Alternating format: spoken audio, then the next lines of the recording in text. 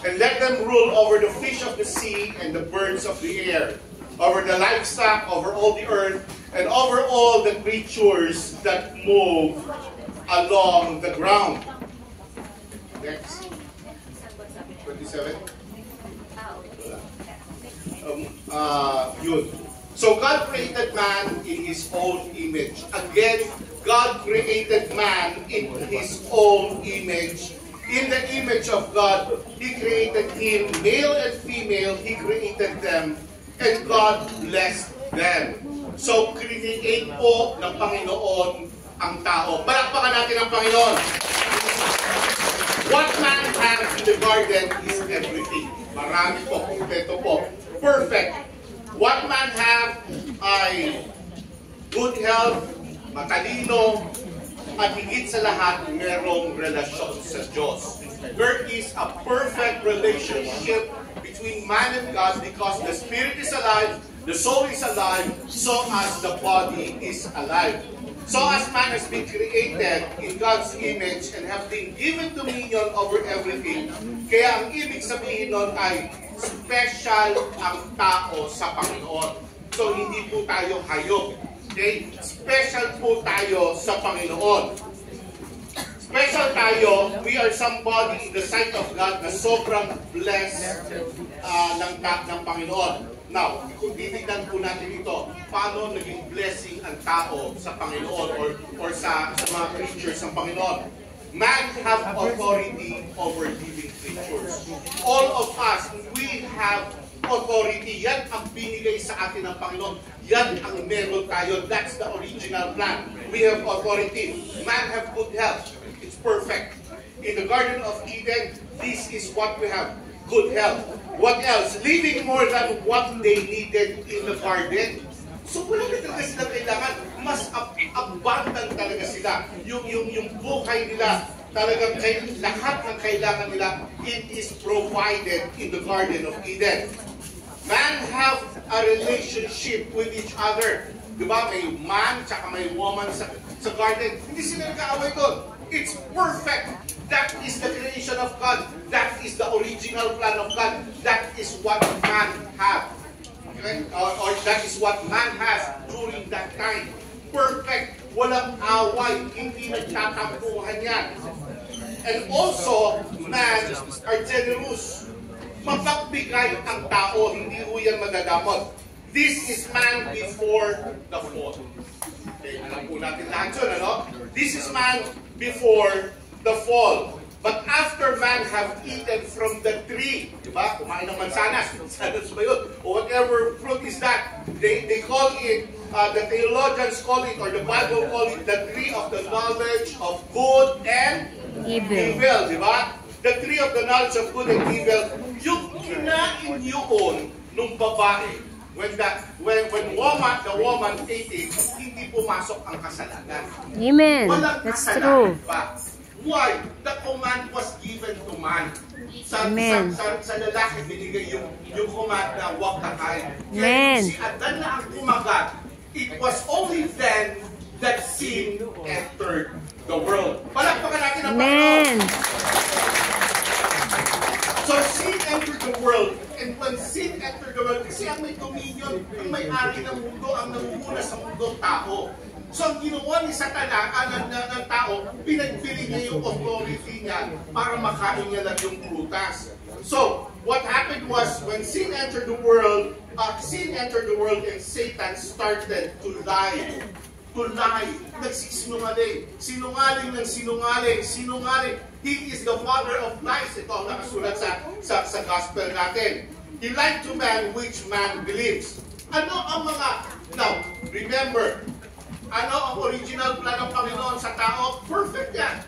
You have authority. We do not need anything. Ito tayo. Yan tayo. Pinagpala tayo ng Panginoon. Palakpakan natin ang Panginoon.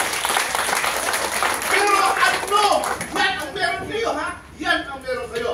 But when sin entered the world, anong ginawa ng nakaaway? Ano ang mga kasinungalingan niya? I have a PowerPoint, pero may problema sa internet, so hindi ko nalagay sa PowerPoint ito. Ang mga kasinungalingan ng kaaway, mahirap ako.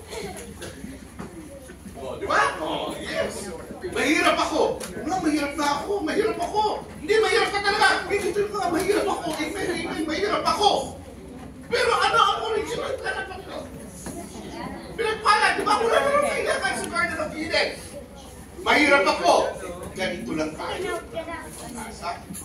Ito pa, mga salita. Ang sasabihin ng mga tao, ito, because of the lies of the enemy, ang lolo ko, ang lola ko, ang tatay ko, ang nanay ko, mahirap. Sakitin sila. Kaya ako ganun rin. Uy! Sakit ka pala sa puso. Oo nga, kasi pati ko may sakit sa puso. Eh, hindi ko nakagad. Diba? Instead of claiming what is really yours, ang ginawa mo, yes, may sakit ako kasi ang lolo ko may sakit. May sakit sa puso. Namatay lolo ko sa sakit sa puso. Ang nanay ko namatay sa sakit sa puso. Ako rin may sakit sa puso. Minana na lahat. We are listening to the lies of the enemy. Pero In Jesus' name. Original na pagkagawa.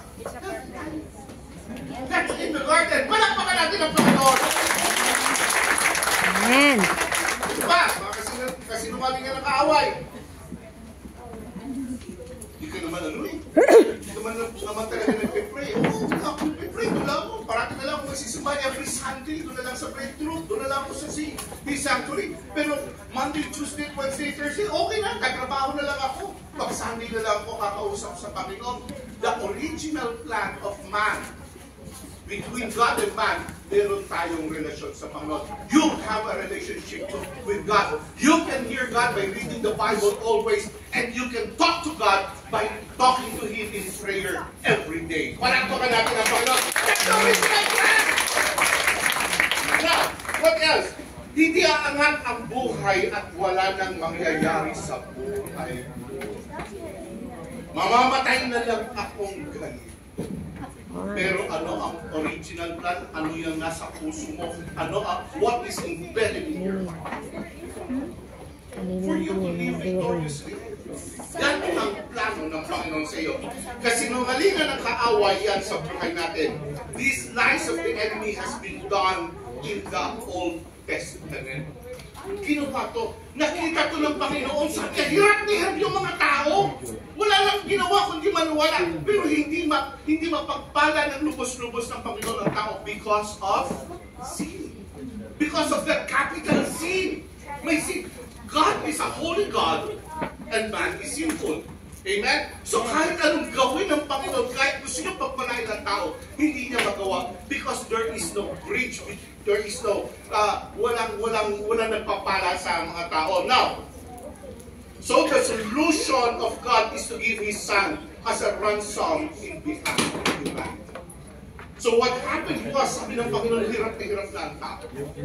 Pero the only way for man to be redeemed, for man to be with me, for man to be restored to its original state, is for them to have a relationship with me. But the problem is, how are they going to have a relationship? Sabi ng Panginoon, it's just by sending my only begotten Son.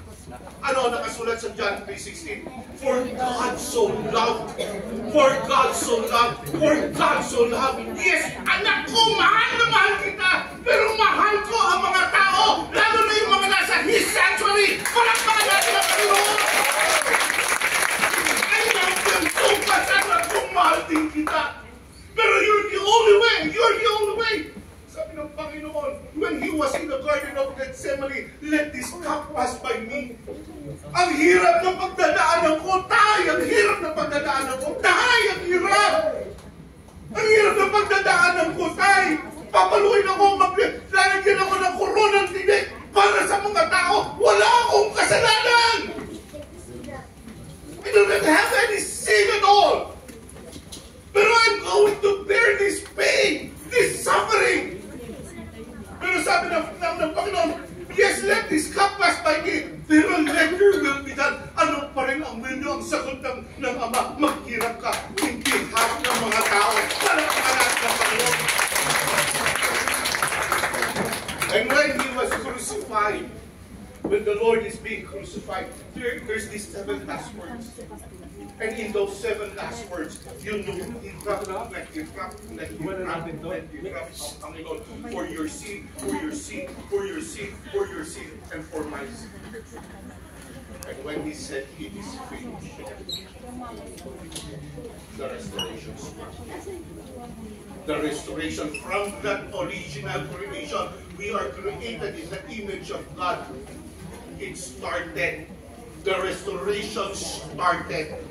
Then after 3 days, when Christ rose from the grave, totally, man is restored to God.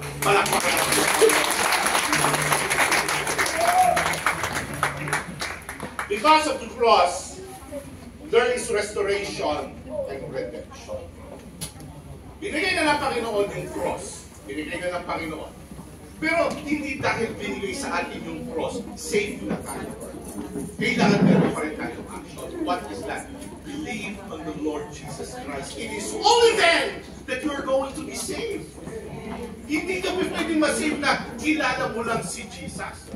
There is a big difference between knowing the Lord Jesus Christ and having the Lord Jesus Christ. Amen? Knowing Jesus. Misis ko, naku po, misis ko, karoon ko pa ng mga asawang ganun na, no, man.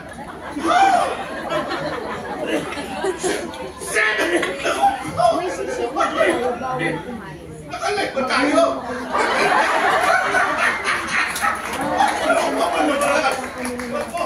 7 years kong shota yun. Sana hanggang ngayon, shota ako na lang. Yung pinakasalan mo, hindi mo kaano-ano, pinapakain mo ng hamburger. Hindi mo naman kaano-ano. So, I just know her for 7 years. Saya nun. The best life, the best time of my life. Shota ako na yung physics ko. Kaya, hindi ko yung pinapapunta ng Hong Kong eh. Kilala ko lang siya. Pero I have my limitations. She has her limitations. Then sometime, during the time when Brother Levi Villanueva, kinasal kami. Yung kinasal kami, wala nang limitation. Akin na siya. At ako ay sa kanya. Woo! Amen! Pero ako, gwapong-gwapo pa rin sa harap niya. Amen! Kung gwapo pa rin sa harap niya. Kahit So what happened was, may panis na laway siya. diba, Tess? Kung naman kilala, Tess,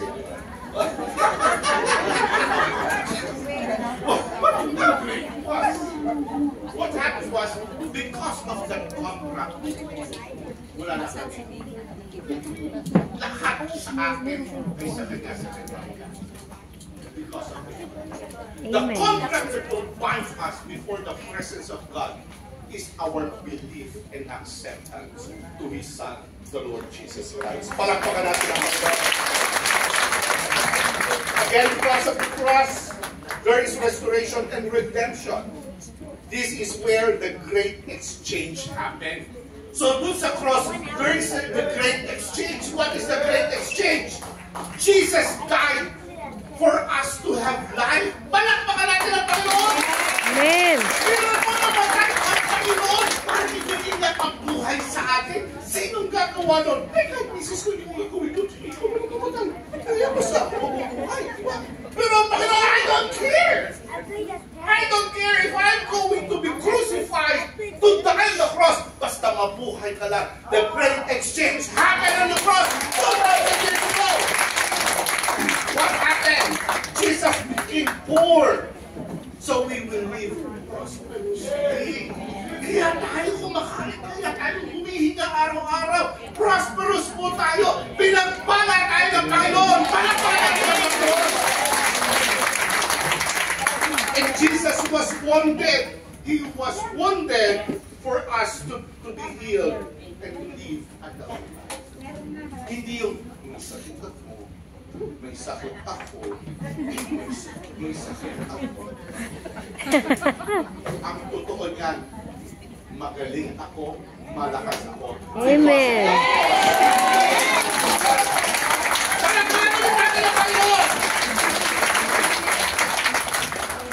Pinapawisan na ako. Because of Again, ha? Alam niyo yung original plan kanina, di ba? Meron ka dito. Now, because of the cross, man is restored again to its original state and much better. Blessed be the name of the Lord. Now, panahon tayo. His sanctuary. Ano ang theme natin ngayon? Intensify. Our theme is intensify. Now, ano ba ang intensify? What is the meaning of intensify? It is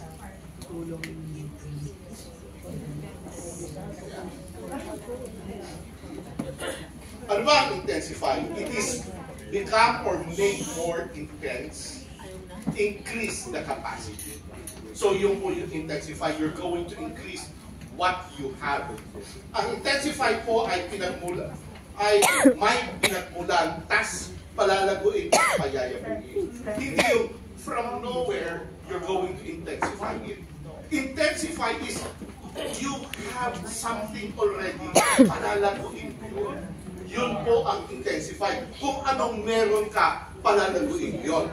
Now, hindi yun from wala, tas magkakaroon. Ang intensify ay meron ka na. What the Lord has given you, your character, your attitude, your discomfort, kung sino ka, paano ka mag-isip, kung anong meron ka noon, that is intensified. Yun ang palalaguin mo. Hindi yun from wala at magkakaroon. Ang intensified ay meron ka na, pero palalaguin siya. Tanong po, tayo po, sino ka 50 years ago? Sino ka 10 years ago? Sino ka 5 years ago? Sino ka nung nasa Pilipinas? Okay. Probably, you have dreams and visions. Yung nasa Pilipinas ka, you have your dreams and visions 10 years ago, 15 years ago. You have your dreams and visions. Finances, anong meron ka sa Pilipinas? You have money in the Philippines, pero hindi madami, kaya kakain dito sa Hong Kong. But you have money in the Philippines, di ba? Kahit pa paano nakakakain ka, di ba? Kahit pa paano nakakapasyal ka, nakakaalis ka, di ba? You have money in the Philippines. You have money, pero hindi madami. Pero meron, di ba? Now, you have a rented house sa Pilipinas. You might have a rented house, or you might have a small house, pero the point is, meron kang bahay. Diba? Now, what do you have in the Philippines or what do you have years ago? You are generous. Yeah, you are generous. Karamihan say, that's the reason kung bakit din kayo nandito eh. Because you want to extend your help, diba? You are generous. Palakpakan natin ang Panginoon. Ano pa? Mabait ka nun. Uy. Tingnan mo kaya katabi mo, yan daw ang mabait.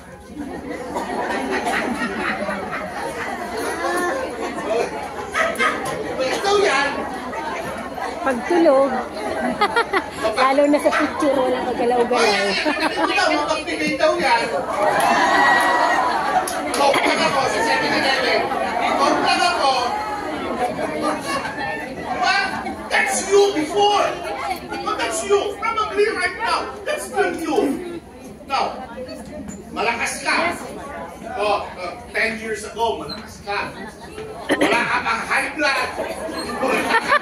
Wala ka sa pang uric acid. Ano ang sakit? 10 years ago, you're healthy. Diba? 10 years ago, you're healthy.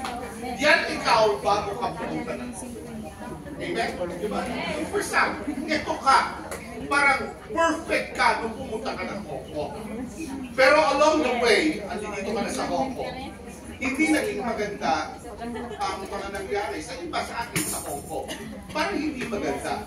Madami nangyari na wala sa plano mo at dahil doon, gulong-gulong ang isip mo. Parang you're so confused. You have many questions right now. This is what I have prayed for 10 years ago. This is who I am 10 years ago. Pero because of the situation, because of what had happened to me, parang ayoko na magbigay. Parang linuloko lang ako. Bakit parang naging ganito ang buhay ko? Something changed. Why? Why? We are still living in this world where sin is rampant. Normal ang kasalanan. And in our situation right now, powerless tayo. Parang wala ng pag-asa ang buhay natin. Pero ano tayo 10 years ago? Punong-puno tayo ng pag-asa. But because of the lies of the enemy, ninanakawan tayo ng kaaway. Ninanakawan tayo ng joy. Ninanakawan tayo ng peace. At ninanakawan tayo ng future natin. And we believe. That's the problem of many Christians. We easily believe. There is the Bible, but still we look at situations. We believe in situations. This is the Bible, but still we believe on what other people are telling us. And in our situation right now, powerless tayo. We have already lost hope. At sinasabi natin, ano pa ang saysay ng buhay? Bakit natawag sa kanila? Bakit lang ako sa akin? Pera lang ang bigyan nila sa akin. Ganto lang ang bigyan nila sa akin. That's painful. Parang ano lang ako sa kanila. And this is what the lies of the enemy is telling us. Pero ano ang purpose ng Panginoon sa buhay? Tingnan natin, bumalik tayo sa dati natin. Just like in the garden, wala nang hope si Adam and Eve when they ate from the fruit. At ang mga tao sa Old Testament, but God gave His only Son to die on the cross to redeem us and to intensify what they had before. From Adam up to the book of Malachi, hirap na hirap ang mga tao sa Old Testament. And that's the reason why He has given His only begotten Son. To restore everything what the enemy has destroyed, intensify. Palakpakan natin ang Panginoon. His sanctuary, siguro praise Him, pwede na? His sanctuary. There is hope in your situation. I have read my lips. There is hope in your situation. Now do not read my lips. Believe on what the Lord is telling you right now. It is not an accident that you are here. There is hope in your situation right now. Palakpakan natin. Again, there is hope in your situation. Meron kang mag-asa sa buhay mo. His sanctuary, be in the shadow of the cross of Jesus. Always stand before the presence of God. Always stand in the shadow of the cross of the Lord Jesus Christ, where there is peace, where there is assurance, where there is hope. But the question is, where are we right now? Yes, we are seeing the shadow of the cross, but are we going to the shadow of the cross? What is the shadow of the cross? What is the cross of the Lord Jesus Christ? It is the only aid. It is the only thing that can intensify us from being like that to being something.